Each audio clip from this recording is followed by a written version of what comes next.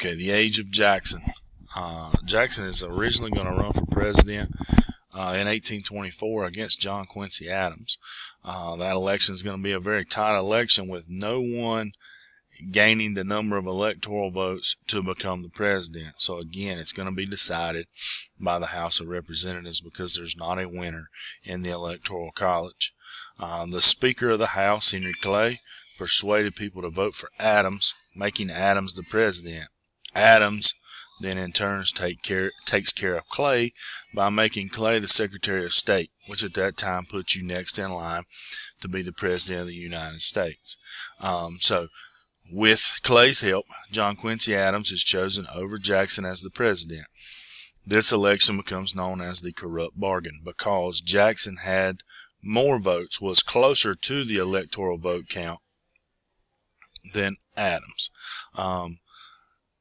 So therefore they call it the corrupt bargain because of the deal made between Clay and Adams. Jackson's supporters, upset about this, opposed Adams' policies and formed the Democratic Party, and we're going to campaign hard for Jackson and against Adams for the next 4 years.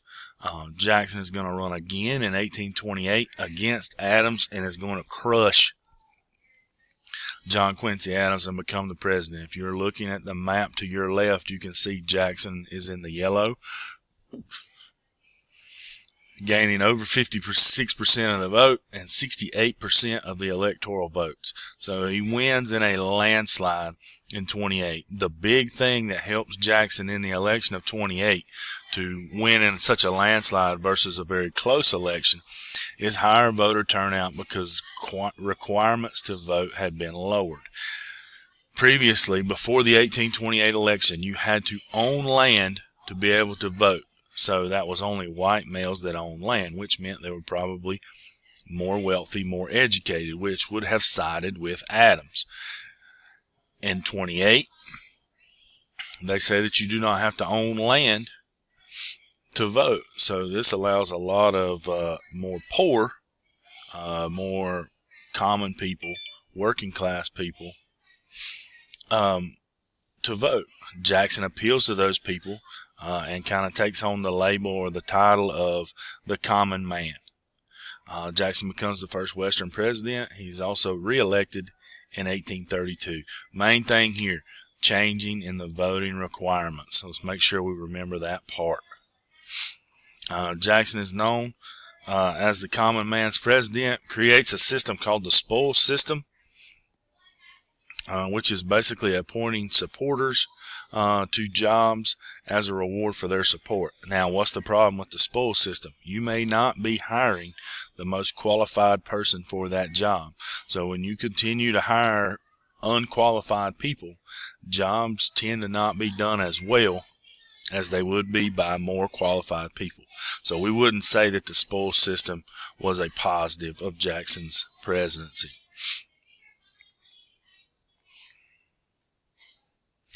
The nullification crisis. Remember, we've already talked about this idea of nullification with the Kentucky and Virginia resolutions.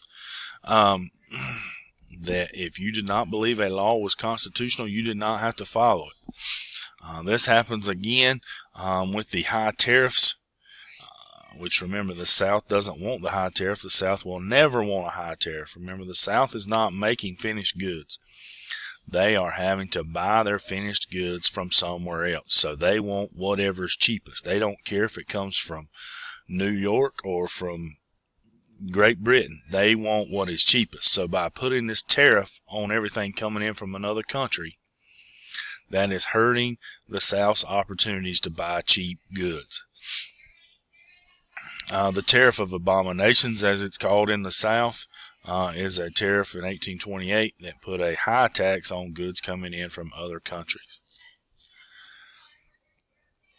John C. Calhoun believes in this theory of nullification, which will isolate the South from the rest of the nation to the point that South Carolina threatens to secede. The President Jackson, again, is going to use the power of the federal government and threatens to use force against South Carolina and against any other southern state who were to try to secede from the United States. Henry Clay is going to organize a compromise to kind of end this argument.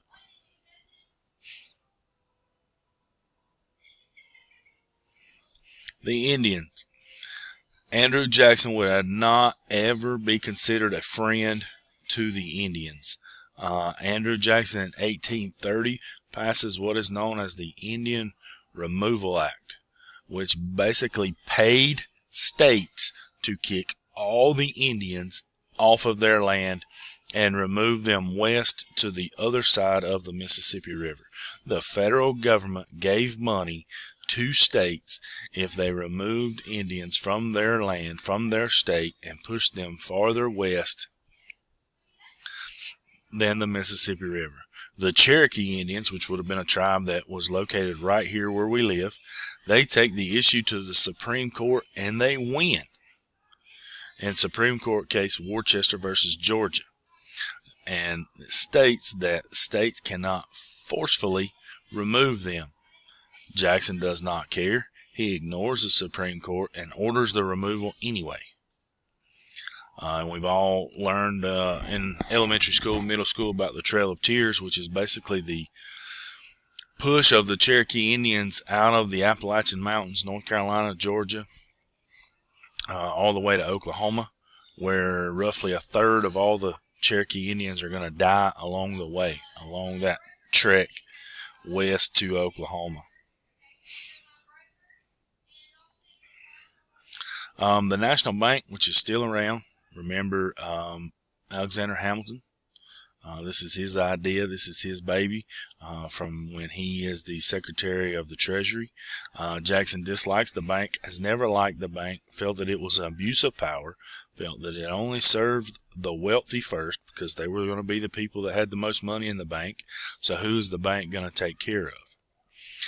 He also believes that constitutionally the government does not have the power to have a national bank. Jackson is going to veto the charter and withdraw all money from the all government money from the national bank, which in turn kills the national bank. Jackson placed the government funds in favored state banks, which critics called their pet banks, which leads to a money crisis. Martin Van Buren is elected president after Jackson. Remember, Jackson runs his 2 terms and then steps down.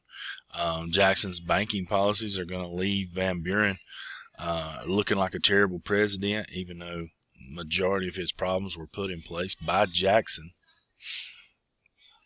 And Van Buren just has to live with him at that point. William Henry Harrison is going to become the first Whig president, famous again for his military attributes. He is an Indian fighter, fought in the Indian Wars. Harrison is going to die 1 month into office when the day of Harrison's inauguration. It's sleeting, snowing. Harrison still wants to have his inauguration outside. Catches pneumonia and dies 1 month into office.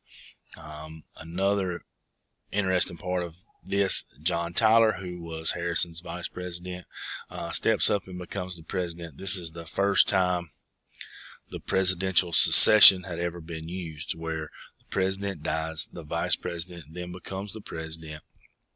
And now John Tyler will choose him a new vice president that must be approved by the Senate as part of our checks and balances. This sets the precedent of vice president stepping up and becoming the president if something happens to the president. I think we've used that about 5 or 6 times now.